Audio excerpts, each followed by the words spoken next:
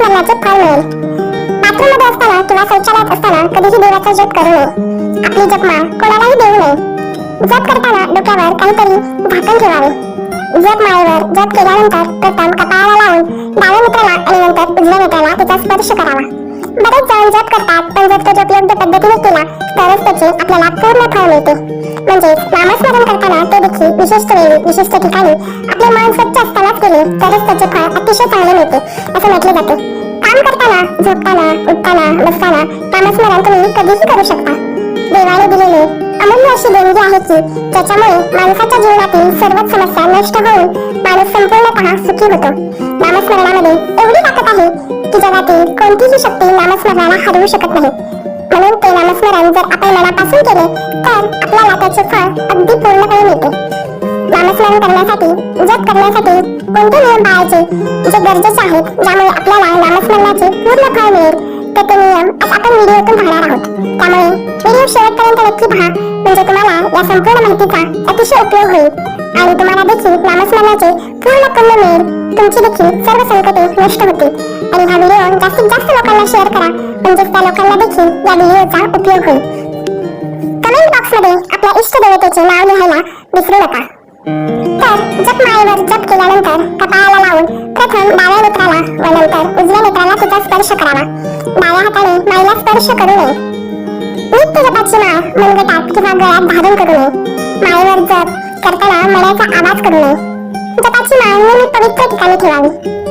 कुठून तरी आल्यानंतर किंवा अस्वच्छ असताना, स्नान केलेले नसताना चुकूनही जपमाळेला स्पर्श करू नये.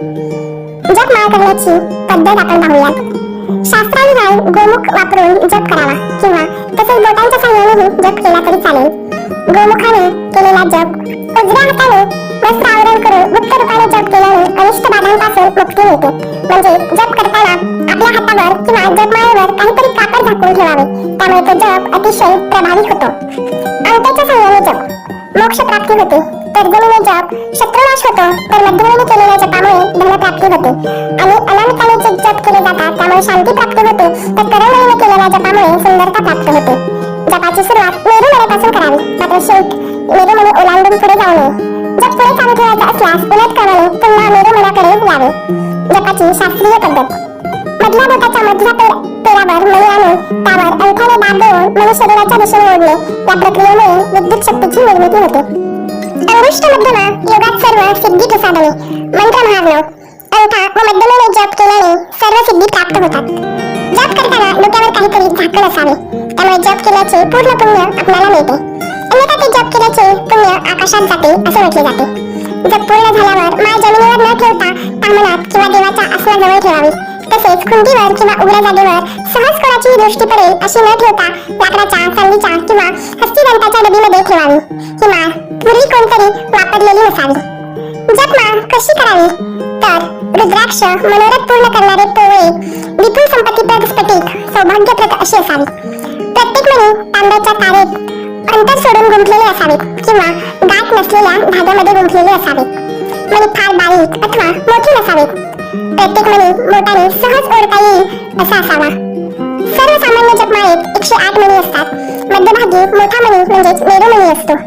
जपमाळेतील 108 मणी विद्युत शास्त्रात 108 या अंकाचा खुलासा मिळतो. 108 किरांक उल्ल 23 उल्ल 3 आहे. द्रावणातून चांदी मुक्त करण्यासाठी जी विद्युत शक्ती उपयोगात येते त्या विद्युत शक्तीचे हे माप आहे. या मापाला फॅरेडे म्हणतात.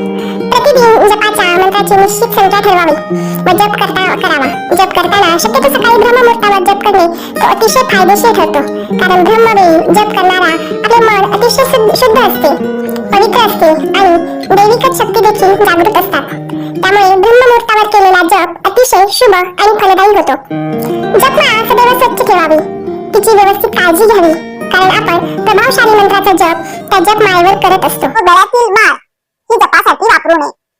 तर हा महत्त्वपूर्ण व्हिडिओ तुम्हाला कसा वाटला? व्हिडिओ आवडला असेल, व्हिडिओतील माहिती उपयुक्त वाटली असेल